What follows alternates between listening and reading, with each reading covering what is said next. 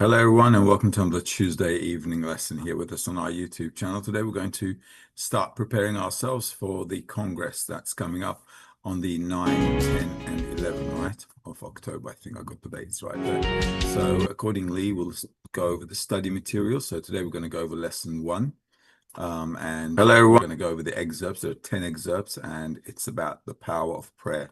Now, as you know, in the wisdom of Kabbalah, prayer is not like how it's understood in religions. Prayer means basically the desire in our heart. All right. And this is what we need to look out for. And this is what we need to build by the study. So a person should come to a genuine desire about the purpose of life. And to build that is the whole objective and the idea of the study. So let's get started without further ado. Lesson 1, the power of prayer. First excerpt from Baal Islam, letter number 57. Everything small or great is obtained only by the power of prayer. All the labor and work to which we are obliged are only to discover our lack of strength and our lowliness, that we are unfit for anything by our own strength, for then we can pour out a wholehearted prayer before him, before the Creator, that is. Let's read that again. There's a few things we need to clarify. Everything small or great is obtained only by the power of prayer. All the labor and work to which we are obliged are only to discover our lack of strength and our lowliness, that we are unfit for anything by our own strength, for then we can pour out a wholehearted prayer before him. So everything we need to obtain in spirituality, whether it's small or great. What does that mean, small or great? Well, we all have a variety of desires. What we have to do with them is to transform them from receiving for our personal benefit into receiving in order to bestow. So we want to come to bestowal. So with any desire that we have, small or great, doesn't matter. We need the help. We need an outside force to influence us, to give us that change so that we can behave in a different way, in a different perception. And that can only be done, as the Kabbalists are saying, by the Creator, because we have no power to change our own selves. We can't change our nature. Our nature is fixed as it is. But what we can do with the study is to basically to understand how our nature works. And once we understand how our nature works, what we can do is learn to work with it correctly. So even though we may not be able to bestow, which we need to get to in any case, but if we understand how our nature has some defects, things that cause us harm, we can then learn how to treat them or how to relate to them properly. All the labor and work to which we're obliged are only to discover our lack of strength and our lowliness. So when we are studying between us in the 10, and we're striving to love of others and bestowal, we should come to see that there is nothing in us at all with respect to bestowal. This is why it's saying we've got no strength. We don't have the strength to bestow. None. We have a desire to receive. This is why we can run around on the planet and chase our desires and try to go after them and realize them. It's all good, but that's not the purpose of creation. Here we're talking about going for the purpose of creation. So if a person is trying to attain the attribute of bestowal, what he finds and sees about himself and his nature is that he's completely controlled by his will to receive pleasure for himself, that we are unfit for anything by our own strength. Okay, so that's the whole idea of this sentence, that we are unfit for anything by our own strength in terms of bestowal and love of others. For then we can pour out a wholehearted prayer before him. Now, if a person wants to change and we come to the understanding, it really needs to be a clear-cut understanding here, that we on our own cannot change our nature. This has to be like crystal clear for the person. And it takes a long time until a person realizes that there's nothing he or she or anybody else can do on their own to change their own nature. And this builds inside of us a genuine desire to change. And that's what the prayer is. All right. So he calls it a prayer. But like I said, it is a desire. A prayer is a desire in one's heart. Specifically, a prayer means that I have no other room for other desires. It means I have just one desire, right? And that's the kind of thing we need to be building by doing the work. All right, as usual, if you have any questions, shoot them through. I'm just going to put this on this screen. Here we go. So I can see any questions straight up there. Excerpt number 2, this is from Rabash, letter number 34. The essence of the work is prayer, since only by prayer can one exit the public domain and enter the domain of the single one. This is so, because when it comes to prayers, great and small are equal. Moreover, one who feels one's lowness can offer a more genuine prayer from the bottom of the heart, for he knows about himself that he cannot deliver himself from the strait on his own. Then he can say that actually those who were created with special talents and qualities of subtlety can do something on their own, whereas those without the special gifts and good qualities need heaven's mercy. Thus, only this person can offer an honest prayer. Let's go over it again. As usual, we read everything twice. The essence of the work is prayer, since only by prayer can one exit the public domain and enter the domain of the single one. So this is an interesting sentence. The essence of the work is to come to a desire to love others and thus do the act of bestowal that is related to the trait of love of others. Only by prayer can one exit the public domain and enter the domain of the single one. So, by desiring to be out of my egoism, that's the public domain, I can enter the domain of the Creator, which is love and bestowal. This is so because when it comes to prayers, great and small are equal. Now, it means in spirituality, although in this world, right, when it comes to corporeality, let's start with corporeality. When it comes to corporeality, we see smart people and we see stupid people. We see beautiful, we see ugly, we see, I don't know, whatever, right? Always from one spectrum to the other, very talented, very untalented, all right? So in spirituality, however, there is no such thing.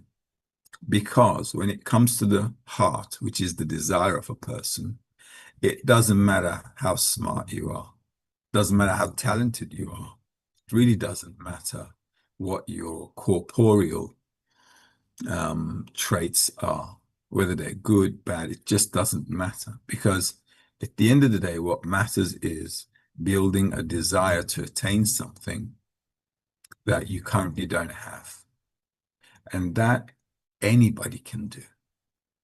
This is why, although when we look at life, it seems very unfair. Okay, some people are very rich, some people are powerful, some people are starving. Okay, some people are weak. When you look at life, it just seems like, well, this is not fair.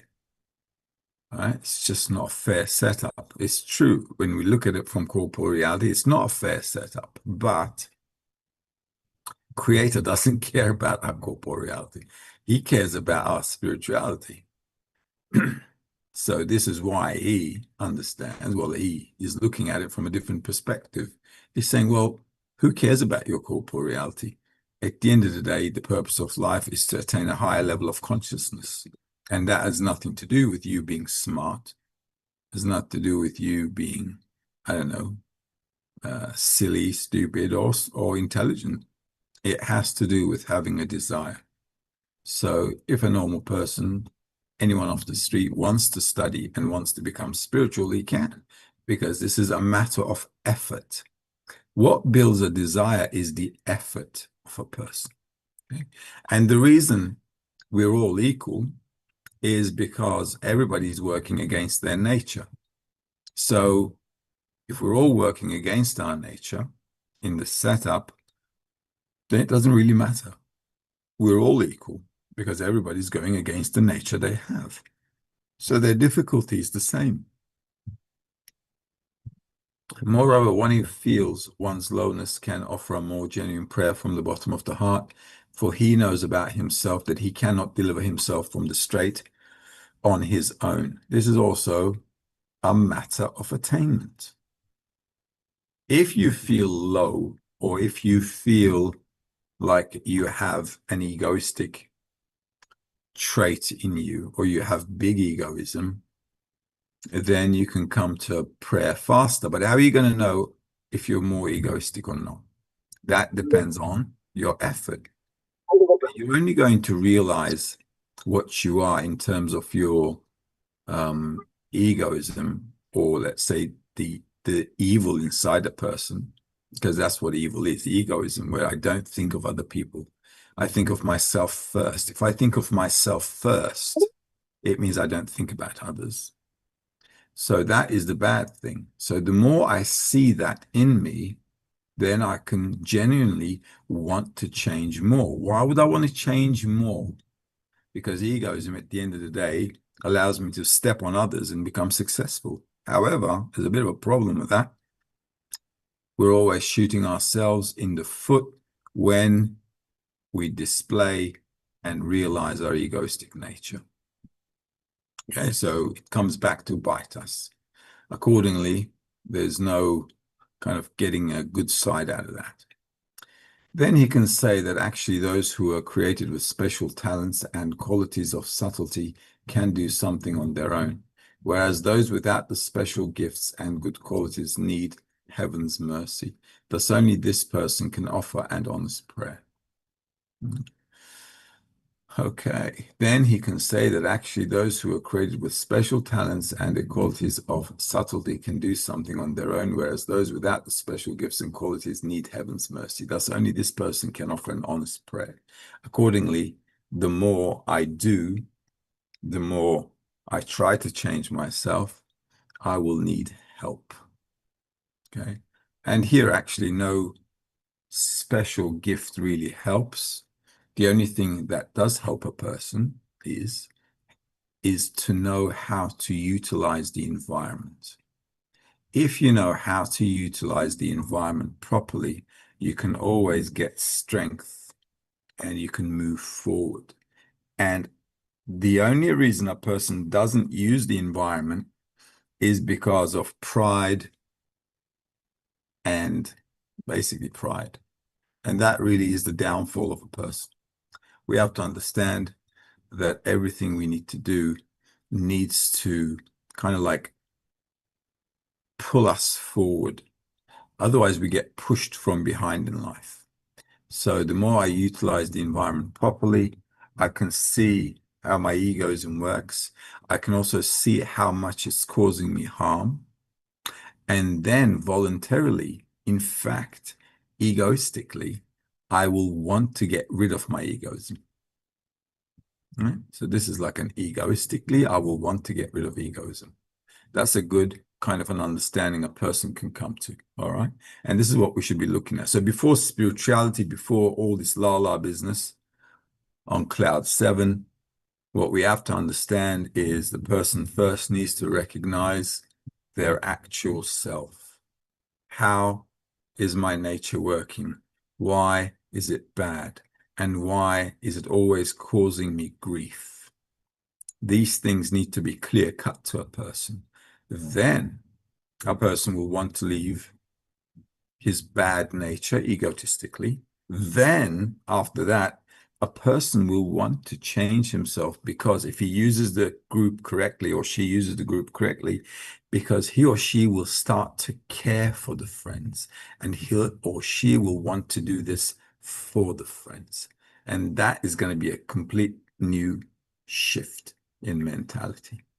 All right. So this is why we're always saying we come from working for our personal benefit to working for the benefit of others, because the study eventually changes a person. And this is why it's called the Torah is a light, the light that transforms a person. Because as we study, we begin to feel those changes, see those changes, and our nature starts to have a completely different perspective. And we actually grow a desire to be a better, altruistic, and caring person because we understand that by caring, we're actually completing creation and not breaking it by being separated and self-centered in our lives.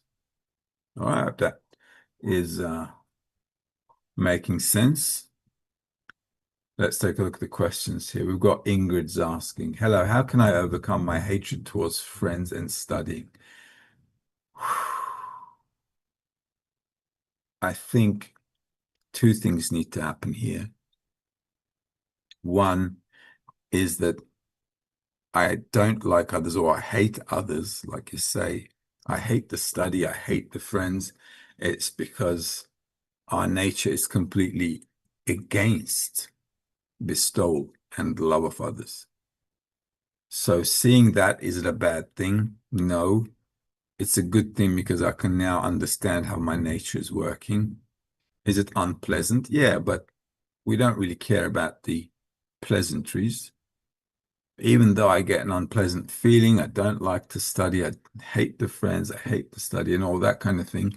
Next to it, from the study, I should have an understanding accompanying me. So I've got the feeling next to the feeling, which is a bad feeling, all right?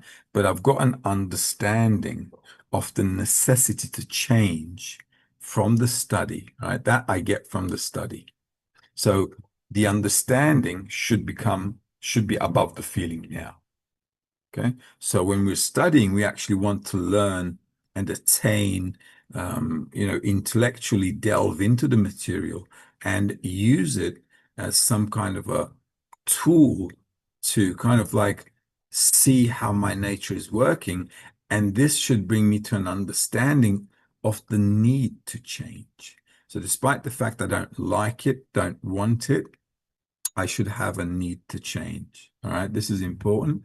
And if you strengthen the need to change at least at an understanding level, then you can kind of like go above your desire in a state called truth.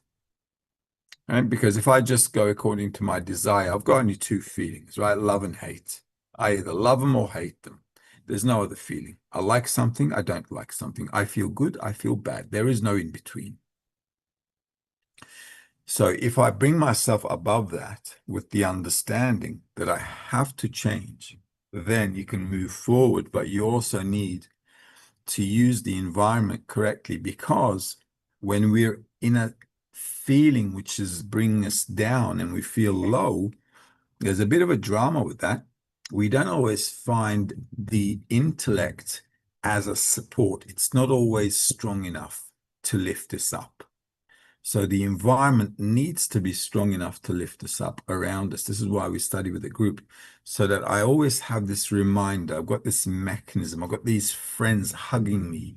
They're next to me. They're always with me. And we're like a family. We're like a team, and that kind of should connect us as we work, study. It should kind of bring us to connection. And like I said earlier in the lesson, even though I don't like them or I don't want to do it, over time, because we're heading in the same direction, we're both heading, or all of us are heading towards the same goal, then I begin to value them. I begin to value them because I understand they're all trying to be better. And I'm trying to be better, they're trying to be better. And then you'll see that we're all on the same boat. Nobody wants to do it. Nobody likes to do it. Nobody wants to go against their desire. Nobody does. We want things our way. But unfortunately, it's the Creator's way or the highway, as they say. Right? So we've got to go according to the rhythm and the flow of the Creator, and not according to what we think. All right, so I hope that helps. Inga's also asking, if one does only bare minimum, when doing only bare minimum in the group and doesn't want to exert effort, well, yeah, It does happen sometimes, but if you can see that that's the situation, you should also say to yourself, if I always do the bare minimum, how far can I go? All right, let's say I opened up a business right now, and the bare minimum is I can come to work. Come to work, open shop, and that's the bare minimum. You understand, I understand that this is not going to go very far.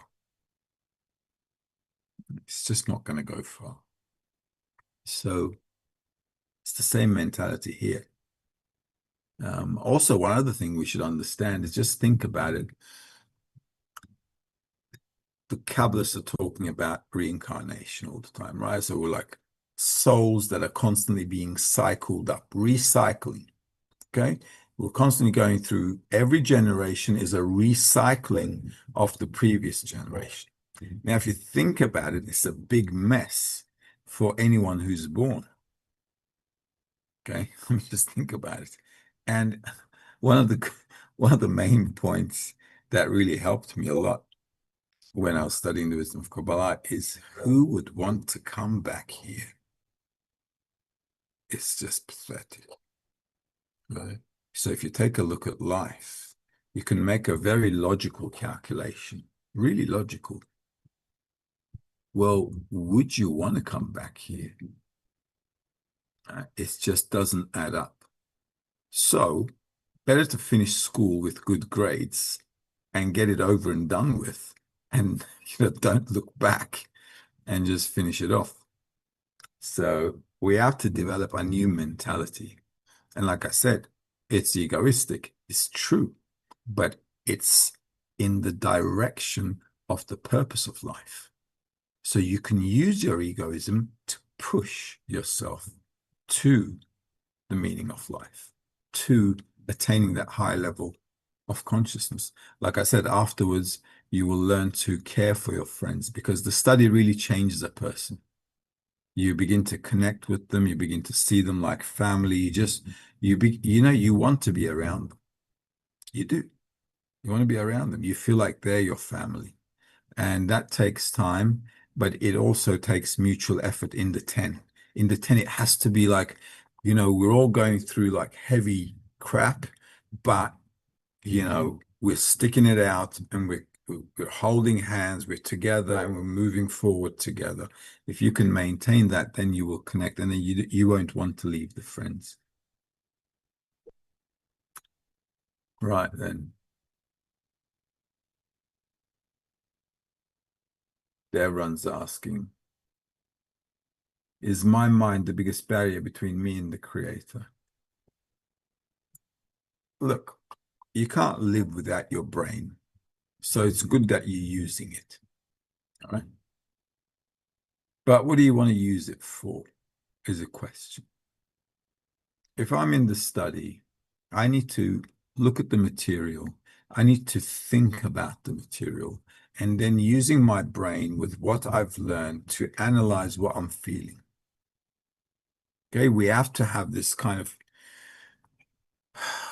we have to learn how to relate to the emotions, the feelings that we have about life, with the proper mind that we get from the study. If I don't study these things, I'm going to relate to my life like an animal. It's going to be instinctive. And this is how 99.99% of the people on the planet are relating to their lives.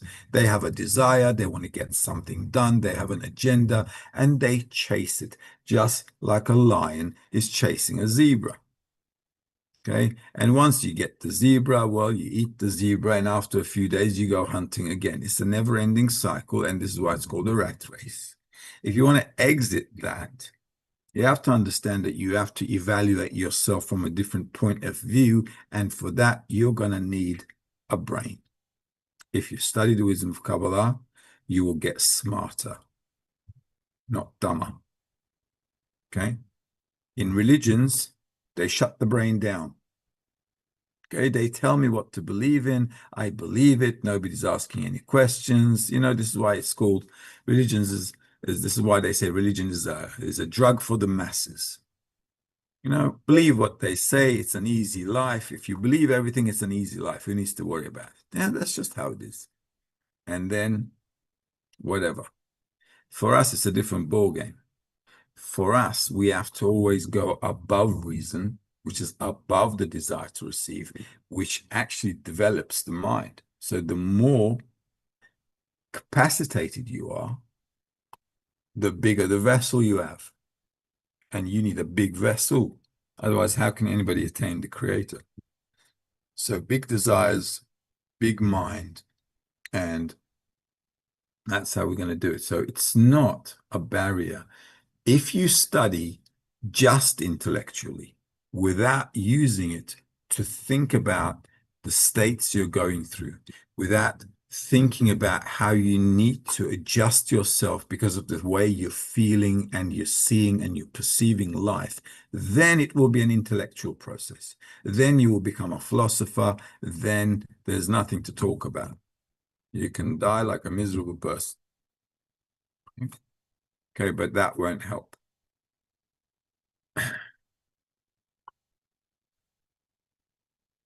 Okay, so use your head and your heart. Artur Hans asking, how can a person feel that they are in a lowly state? Well, you can't feel it if you don't work on it.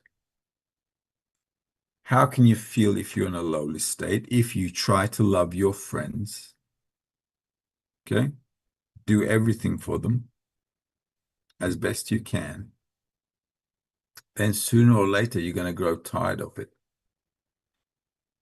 Okay, you're going to say, forget this. These guys are a bunch of jokes, right? And then there's nothing to talk about. That's when you feel low because you see that you can't do anything for others. This is why we always have to go on the right line, which is love and bestowal. But you don't want to go in love and bestowal all the time. So the more you don't want to go, you don't want to do it, and all these things that are like bringing you down, and you try and try and try, and the creator is nowhere to be found, then you say, well, why should I do it? That's lowliness. When bad thoughts come to your mind about your friends, that's lowliness. Okay? It should come if you're working properly in the 10.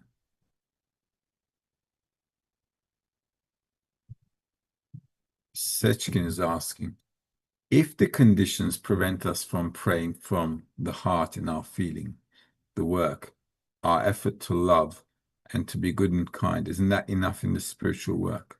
No. No. There is no condition preventing anyone from praying. You can sit and always ask the creator for something. Don't you guys have a desire every like a minute or something? You want to drink tea, you want to eat chocolate, I don't know, you want to go grab a whatever. Everybody's got a desire popping up in them every minute, right? Your thoughts, your desires. You're not like a stone. Every day you've got a bunch of things coming up. So question, what is all that? All of that are a person's prayers. Because a desire equals a prayer. Okay? Don't mix prayer with what they're doing outside. They open a book and they read something and they think they're praying. That is not praying. Praying is what I have in my heart. So if I want chocolate right now, that's a prayer. So I can now think about myself. I can say, well, what do I want? Okay, I've got a bunch of desires. Which one is important? What do I need to do with all these desires anyway? Right? So nobody's really thinking about these things during the day. Right? Everybody gets up like a machine, goes to the kitchen, right? And starts getting something. Is anyone really thinking? Am I eating out of boredom? Am I really hungry? Why am I eating anyway? Right? These are all questions, but who's thinking? You see what I mean? Thinking is a different ball game, and it needs to be initiated in the study. I need to think about what I want, what I should want also. right? So I've got a bunch of things. These are things that are coming up in me, but what should I be wanting? What kind of a desire should I get to in order to build a prayer? Because these are things I need to use my head for, right? Now you understand why you're going to be smarter, all right? Because when you have a desire, you're going to think to yourself, well, is this worth doing or not? Some people feel lazy when they think too much because they're not doing anything seemingly. But no, you're going to be smarter because you're going to understand that you can't just run after everything collective. And that requires a thought process. This is why a desire, your internality that is, and your head, your externality, need to hook up. Okay, you need to kind of like bring them together, reconcile them.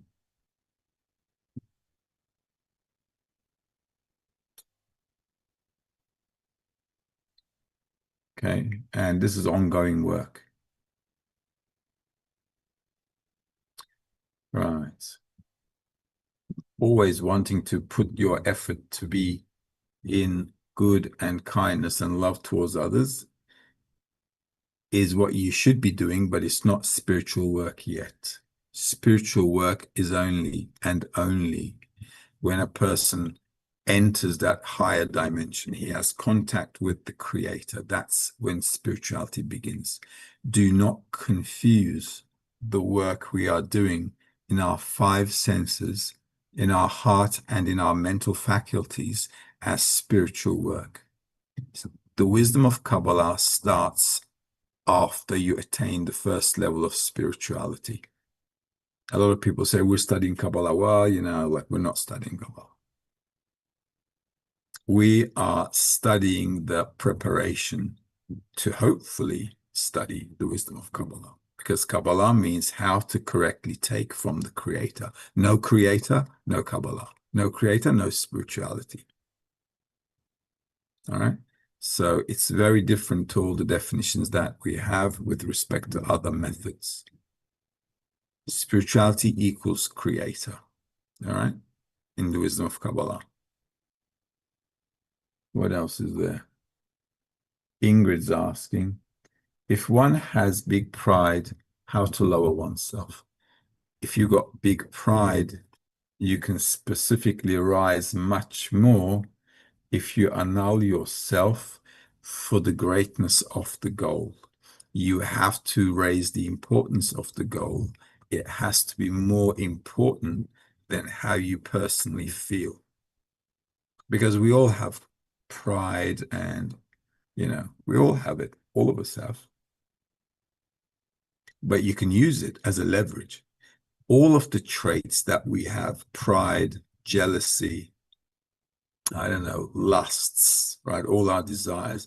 And we're studying the wisdom of Kabbalah. We've got heavy desires, like we're like full on. Okay. But you can use them in the wisdom of Kabbalah to advance. It can really push you through. So being prideful, lustful, honor, all this kind of respect that a person requires, they can be great leverage to exalt yourself if you increase the importance of the Creator more than your personal feelings. Then you can nullify yourself to someone you care for. Like a mother can nullify herself to her child. Right? So she can give up a lot on her life because she cares for her baby. That's love. And a person should think the same way. How important is the Creator for me that I can be willing to give up on how I feel and exalt the love of others and bestowal above my pride and so on. It takes work, but the bigger, the better. The more hatred, the more love. Little hatred, right? Little hatred, little love. If you've got big hatred, you can build greater love on top of the hate. This is why a lot of people on the street, they say, oh, I love everyone. Oh, so nice. Right? It's not realistic at all. It's just cute, but not realistic. Right? Why? Because they've never invested full-heartedly in loving other people. Okay. So when you want to do everything for others, let's see how far you can go. And nobody's going anywhere. Therefore, it requires a lot of the goal, the purpose of life requires a lot of importance for a person, and building it is really a part of the work. Being in this state for years and haven't moved forward, you need to stick your head in the group. Only the environment can help. It's same with all of us. Trust me, we're all going through stuff, and it's not easy, all right? And it's not pleasant for none of us. But we have to understand that there are only two options here in life. I'm either going to live life the way it is, not knowing when I'm going to end up dead, and finally end up dead. And if I have a really long life, possibly it's bad because, look at life, you're not going to get anything really great out of it. It's just one slap after another. Okay? And the other option is try to attain something that I can kind of get myself out of here. It's a logical calculation. It is. I'll tell you why. It's like this. Look, when I first moved abroad, I grew up in London, and then I came back to Turkey to finish university at the Middle East Technical University, right? And then I worked here for a while, and then I said to myself, this place is like pain, right? Because I just couldn't adapt. I just nothing was it's like, no, it's just not life. Okay, my life shouldn't be like this. How? So the amount of suffering comes to a level where you feel it's intolerable. All right. And then you say, okay, I've got to change life. All right. So next thing I know, I'm on a ticket with one suitcase and a laptop to the other side of the world, Sydney, Australia. Why? Why would anybody move? You only do things when you come to a point of no return. It's like that's it. Beyond this pain, right? That's it. I'm not going beyond this anymore. All right. It's the same thing if you have an understanding about life. So you think about it, you're stuck, and this is not going to go anywhere. You look at your parents, you look at your grandparents. This is a one-way ticket to a graveyard. And that's all it is. And the wisdom of Kabbalah is at least on the menu, it says, hey, you can attain a higher level of consciousness and actually exist at a higher level independent of your body. Let's say that's all fairy tale. Okay, let's say it's the biggest scam on the planet. I tell you, it's still a good take. It's a good gamble because you know where other life is heading. It's a good gamble. So that's exactly how a person should make a good calculation. At the end of the day, what's going to happen anyway? So we are making a very intelligent calculation. We're not doing anything silly or mindless. We're making a very good calculation. We're looking at life. We understand that the only thing I'm going to get is a grave. And that's it. What's going to happen after death? It's, everybody's own fantasy. Okay. And I don't go into fantasy. I like to see what's in my hand. And what we can see is exactly that. So if I have an understanding, I can push, right? I can say this is worth a gamble. It's like a business transaction, right? I'm going to take on some risk. I'm okay to take it. And if I lose, I know I understand I'm going to lose. Okay. But I'm taking the risk because I understand that if I make it, it's a jackpot. And that's how you guys need to be. Straight with a cold calculation in the head. What do I have in life? What do I think is going to happen in life? Nothing's going to happen. Look at the 5, 10,000 years of human history. What has really happened to amaze us? Nothing. We're born, we live, we end up dead. Nothing amazing at all. So you got to make a good calculation. Emotic is asking, the connection that we build in the environment in the 10 seems limited. What about the rest of our connections with the world? We're supposed to ignore the broader world and only prioritize the 10. In your spiritual work, the 10 is your priority. Okay. In your corporeal life, you have to take care of corporeality. Just because I'm studying spirituality now, I'm not going to resign. I'm not going to tell all my friends outside, okay, you guys have a great life. I'm just going to go and study spirituality, and you guys are all going to die anyway. Okay. So we're not going to do that. Okay. What we're going to do is we're going to add spirituality to our corporeal life, which means that I have to live corporeally in any case, just like everybody else. We are a part of society. We can't be disconnected from that society, and we don't want to be. We want to be a part of humanity. We want to contribute good things to humanity, a good understanding about why the way we live is not fit. It's not a good way to have sustainable happiness. Okay, everybody's talking about sustainable living. Nobody's talking about sustainable happiness. Sustainable living can only happen if we have sustainable happiness. And that's what we're trying to put across. So, corporeal life, we have to take care of. Work, family, children. Okay, if you don't have some, get some. All right, it's good for you. Family is good. All right. And in the 21st century, not a lot of people appreciate it. But even with the ups and downs, with the good and the bad, the family is good because it allows you to mature up. It allows you to get out of yourself. It allows you to become patient. It allows you to be considerate.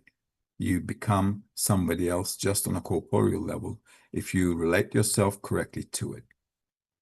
All right, so you got to walk on both legs. All right, so corporeal and spiritual. Smeye is asking, what does trying to see and overcome egoism contribute to the friends? If I see my own egoism, I can have a deep felt desire to change. And that's what we want to have. This is why the whole work is a prayer, as they say. Without egoism, we can't develop. Humanity has been developing for thousands of years because of egoism. Egoism is the driving force of human development in a negative way, but it is still the pushing force. If we didn't have any ego, we would be just like a cow. Same cow for hundreds of years, same humanity for hundreds of years. Pelin's asking, many opposing feelings of good and bad arise in me at the same time. It can't be at the same time. It could be one after the other. Pelin is both rejoicing in the greatness of the path and saddened by her fate. One is good because I've got answers. The other one as well, corporeality sucks. Okay, that's where we're at right now from your question, right? Will the path always be like this? And is that a good thing? If you have it good all the time, you should know it's not good for you. Because the greatest leaps of humanity and any personal, let's say, development or rebirth can only be through crisis. Crisis means opportunity. Did you know that? Crisis means opportunity. It means it's a leverage. If we don't have crisis, we can't develop. It's just a matter of looking at it properly. Okay? So try to see what's bad and try to see how you can use it as a leverage rather than getting depressed about it. Okay? And that's the important thing.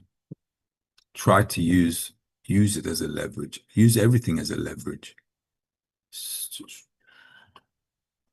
Okay, so what else have I got here? Yilmaz's asking, how can we know that work is the desire of the creator? Maybe like ants, we're working to reach a collective consciousness, a kind of colony mind. And what we will ultimately gain is just that, a shared consciousness, which we will reach anyway when we die. You're not going to reach anything when you die. Who said you're going to reach anything when you die? You can't reach anything when you die. You've got to reach everything when you're alive. Otherwise, what's the point? When you die, all your senses are dead. There's nothing to think about because there's nothing to feel. So,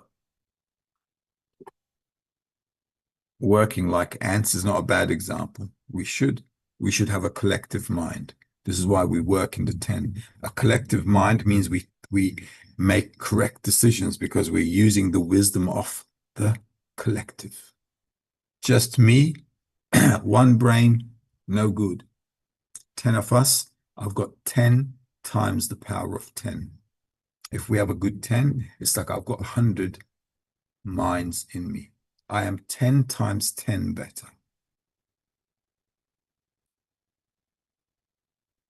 Okay. And when you die, you guys have to understand. When a person dies, he can't do anything, right? Have you guys seen a dead person? A dead person dies. Can I talk to him? Can I get him to do something? If I talk to him, will he listen? Hear? No. We have to look at life very straightforward. A person dies, it's game over. We don't want to believe it because it's like, well, who wants to believe that? Nobody wants to believe that. But think about it. Think about it at a logical level. The only way to have an ongoing presence is if you have an ongoing perception. If my perception will end with my 5 senses, what can I possibly think? How can I possibly think that something's going to change when I'm 2 meters in a grave? How can that possibly be? And does that make sense? Reality is a matter of perception. And if you don't enter a higher level of perception, you're stuck in this perception. And this perception has a shelf life. When the shelf life's over, it's over. This is why nobody really knows what's happening. The Kabbalists are talking about reincarnation, but like I said, who wants to come here again? You could come back in a really bad state. Nobody's going to guarantee you a good life. You could come back, I don't know, in slave labor, a little kid in Africa, working in a mine. Who knows? You could come back born in some, I don't know, war-torn zone. You see what I mean? You get a chance, you use it. Aishik is asking, what if I will have no idea about the states I will face with?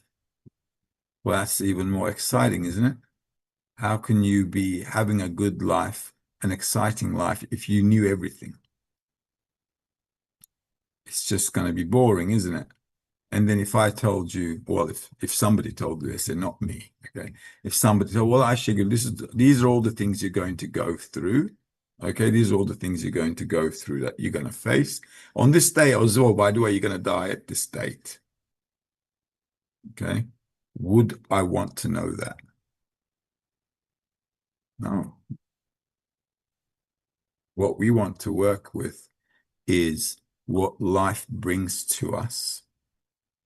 And now, in this current state, I want to work with it, evaluate it, and from there, I want to build my next step. So I don't want what I'm going to go through given to me like a list. I want to contribute to how I'm building my next step forward. You see what I mean? This is why exactly not knowing what's going to happen is a blessing. Otherwise, we'd be stuck. We'd be stuck. We have nowhere to go. And everybody would be very, very, I don't know, very, very bored. We'd all be very bored, in short. Okay. I'm just studying and barely understanding. In one day, will I feel the vessel that I build up and my improvement? Of course you will. Already you have a lot of understanding. The way you look at life hasn't changed since we started studying. You're not the same Ayşegül that was in January. Now you got a different perspective, you got a different evaluation, you got different ideas how to look at things that are happening in the world. You already changed a lot too. Improvement means I'm changing. Improvement doesn't mean I feel good. That's not improvement. Improvement can be you feeling good, but it doesn't have to be a feeling of good. Improvement can be a feeling of, a hard state, which I need to get out of. Or improvement can be a situation where I'm feeling really, I don't know, frustrated, and I'm like looking and searching and trying to get out of it. That's improvement. Improvement is not necessarily a good feeling. Improvement is me getting better. And that will normally be from crises. It's like birth. Look, every time a person renews themselves, it's always from birth. And that's why it's painful. It's a new page. You have to give yourself a new life, a new page. And it doesn't happen easy. It doesn't happen easy. People who have an easy life, not very smart. People who have a tough life, oh, they're sharp. Bang, bang, bang. They're thinking all the time. Why? Because they understand, it's not easy. So you have to be sharp. If you have everything, you're not sharp. Okay? Hungry animal is a dangerous animal. And this is why the study should keep us hungry. We should want more. We want to learn more, feel more, evaluate more, change more constantly. Last question. I've answered emotic already.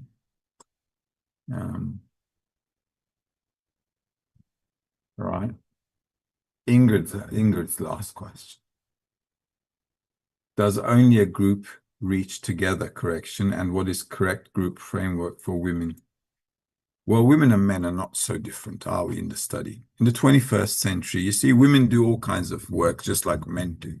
So life, we feel it's a common life. So we have to feel like we have a common objective, a goal in the women's group as well, in the 10 of the women as well. What's a good, does only a group reach together correction? I can reach individually if I put my effort into it. A group will work together, will advance together, but doesn't necessarily mean they cross the border together. They can, or they may not. Right? And the group framework, the correct group framework, is that we're studying together, we're taking care of our corporeal responsibilities, and we're taking care of our spiritual responsibilities, and we're balancing it out, and we're doing it in a sustainable, nice way, okay, for everyone. So All of us have got corporeal responsibilities as well, family, work, children. So yeah, I've got work, family, children. I've got to take care of them, right? And on top of that, we've got to attain the purpose of life. Okay. So we're working on that. So everybody's got to do that. Okay. And balance it out and don't go crazy about it. Okay. In the interim, I'm going to love you and leave you, and we'll get back together again next week. We'll carry on with more excerpts from this lesson. Have a good night. All the best.